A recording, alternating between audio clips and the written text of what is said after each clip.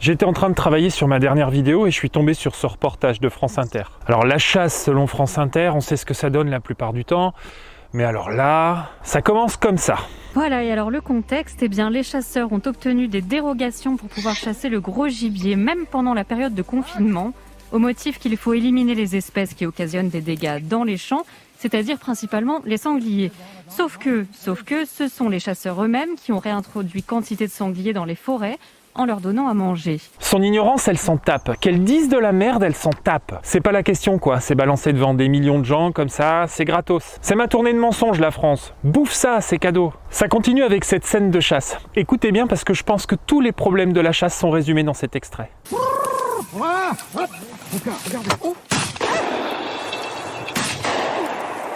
Il en a un coup. C'est un faon. Alors c'est un faon bien entendu, pour France Inter, quand un cervidé est grand c'est une biche, quand un cervidé est petit c'est un faon. Un chevreuil, un brocard. Un chevreuil, un mâle. Alors oui c'est un chevreuil, c'est comme un faon mais pas de la même espèce et adulte. Mais c'était pas loin. Maintenant tendez l'oreille. Qu'est-ce que vous regardez, Xavier ? On regarde s'il y a du sang. On ne le retrouvera pas et c'est pas grave.